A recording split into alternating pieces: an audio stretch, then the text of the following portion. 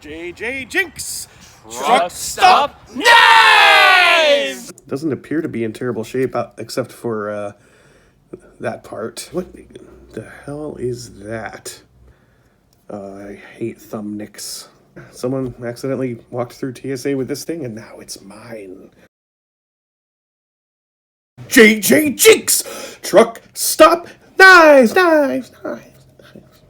Well, this is another TSA confiscation unboxing video. I had a really great time last time. That was fun. And I actually got some good stuff. I think the highlight was this little knife, which at the time I had no way of knowing what these items were worth. And it turns out that this little Milwaukee knife here is actually kind of a high dollar item.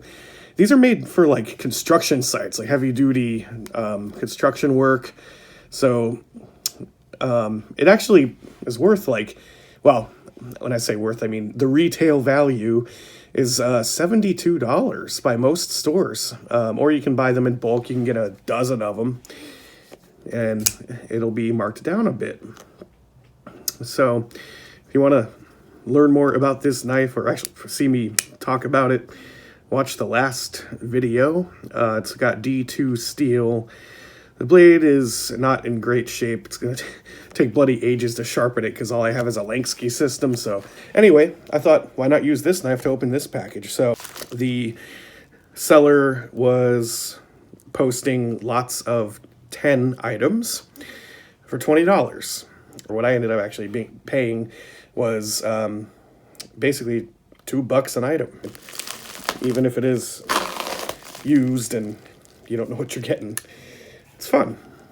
You pay about as much as you do for a big Mystery Bud K package, but I'm actually liking this more. Got a big old bag that says NCAA championships on it. It's already good.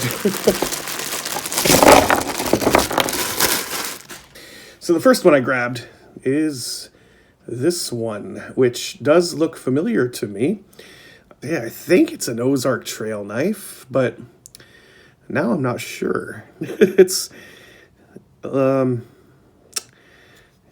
it's got that fake carbon fiber look to it. And you can see it's scraping off. That is not carbon fiber. That's just a print. And it's got this little rotary looking thing right here, which is, I guess, meant to give the impression that it is on bearings. And it's got one of these thumb discs. And when I open the blade, it's got a serrated blade. There's some junk on it. Wow, it's dirty as hell. Check out that blade. There are some big chunks missing out of that blade. It's beat up. Ooh, that's rough. That's in rough shape. The centering is kind of off, and there's some fuzz in there. Ooh. Ebola or Corona. All right, next one I grabbed up. This is a Victorinox, one of those translucent scaled ones. It is missing the tweezers. Oh, sorry, this end. And, oh, it's got the toothpick. So there's that. It looks like the toothpick is a little bit used. I'm just going to put that back in there. Looks like this has been used for opening a lot of boxes or something. There's a fiber on it. That's forensic evidence. Doesn't appear to be in terrible shape, except for that part. It's a beater Victorinox. Okay, next I'm just going to grab this one. This appears to be a little lockback knife, and it used to have some kind of a pattern on it. Some kind of artwork, rather, on the scale. The bolsters are nice and scratched up. And it says Saber 647. So maybe that will clue me in as to what exactly this is. I don't know. Oh gosh, getting it to close is a little bit rough. And next we have another one of these little Victorinox knives. I got one last time. It was red. It said Edward Jones on it. The toothpick is there. Tweezers are there. All right. Yeah, it's got the little pen blade, file, scissors, and that's about it. On that one, ooh. Oh, God. Look at that. What the hell is that? It's on both sides, too. Oh, that's gross. Okay, so that's 4. We have 6 more to go. I'm going to grab this one. Yeah, I actually have one of these. It's just a razor blade folding knife, utility blade, made by Husky. I think I paid, I don't know, $3 or $4 for it, something like that. So this one looks well used. Not surprising. It is a lockback, and the blade can be pulled out, turned around, so you have like basically both sides of it you can get to, and it's kind of a neat mechanism actually. There's this little slider thing and a little picture that tells you how to do it. So you pull this slider back and it releases this panel which swings down, and then you can take the blade out. Very useful little things. Next, this is different. It's a little metal knife, metal scales. It's got a carabiner clip at the end here. There are a bunch of little tools in there. And it's got a little bit of rust on the blade, but that's okay. I hate thumb nicks. I don't know if I'm going to get any of these tools out, but it looks like it's got scissors. Probably a file. Let me see if I can pry it out with my Higo no Kami. Oh, okay. Well, I got it that far. There's a bottle opener with a screwdriver at the end, rusty scissors.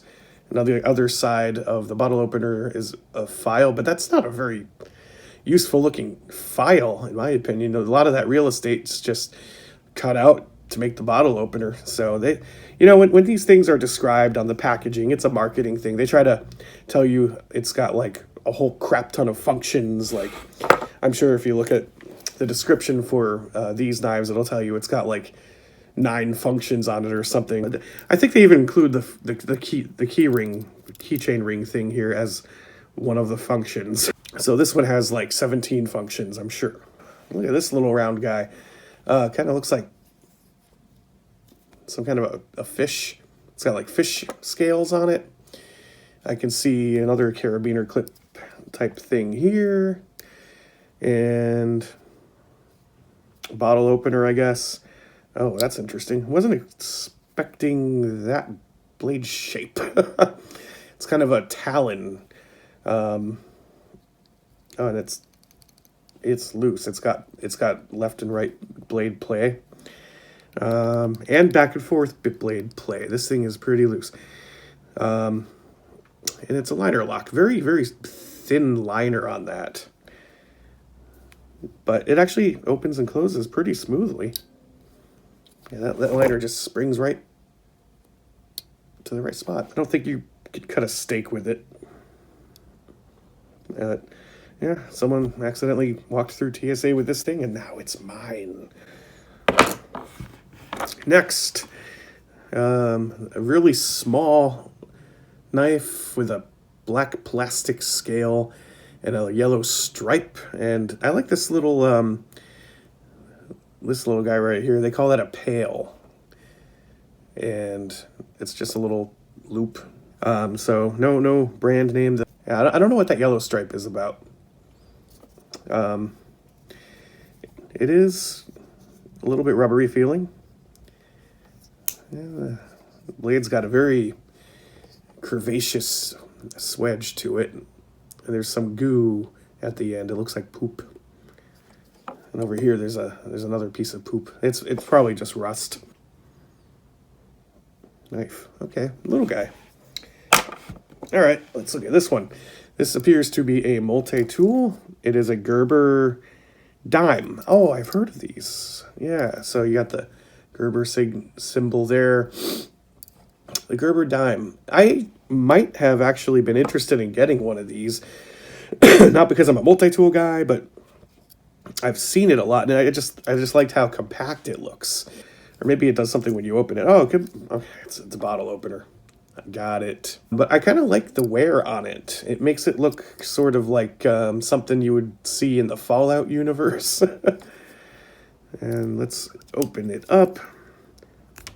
Of course, we got the pliers. Very, very springy. That is a good spring. It doesn't use a coiled spring. I can see this little rod in here. So it's just tension from that going up into the handle. That's nice. And then, of course, you got your other tools stored in both handles. A little bit, what would you call that? Reverse tanto, sheep's foot. On the other side, this is different. Wasn't expecting this. I don't know what that would be. What do you use this for? Well, you can open boxes with it, I guess. Yeah, that's different. So the tip of it there is cut out, so there's one edge. I don't know what that's for. That's interesting. Yeah, opening everything in these things is always kind of like a bit of a risk. We got scissors here. It's got something written on them. A patent number, 5,946,752. And then we got two more tools, it looks like. I'm going to rip my thumbnail off. Forget it. Oh God, I do not like thumbnicks for this reason. Can I get this one? Oh, jeez. This is one of the reasons why I'm not a multi-tool guy. They're too hard to open. I guess one thing I can see is there's a file sort of on one of them, and it looks like a chisel / flathead screwdriver perhaps on the other. They're jammed. I really can't get these out. So yeah, the Gerber Dime, very, very compact. I like it. At least it's one of the knives that I've seen at truck stops, but it could be a copy. So this could be a name brand. I don't know. And let's see what we get. It's a Gerber. And it's got Bear Grylls signature at the end. Okay, I wasn't expecting that at all. I'll have to dig up the knife that I thought that this was, because I'm surprised that it's a name brand. Obviously, the tip is gone, scratched up quite a bit. It's a lockback, mostly plastic, and it is riveted together, so you can't take this apart to clean it. Okay, I don't know anything about this knife. It's a Gerber Bear Grylls signature cheapo knife. And that is all of them. The star item for me was the dime, even though I can't open half the stuff in it. I do like the compactness. I think this has been like run over by a car or something. If you look at it from this side, it's like they're not symmetrical, like it's been twisted, and so maybe the scale was impacted and it's squeezing everything into place. So I'll pick a number 2. This Talon fish scale knife. I like its style, but I don't think I would ever use it. What I like about these is the infinite variety. You're gonna get things that Bud K's got a catalog, and it's all gonna be stuff from their catalog, but you don't know what you're gonna get at all in these kinds of packages. But with Bud K, you also get a greater variety. Instead of just knives, you also get wacky off the wall stuff, a lot of which I don't care for, really. So maybe I should keep doing this. It's fun. I had a good time. We'll see how much all this stuff is worth. I don't know. This has been JJJinks. Stop knives.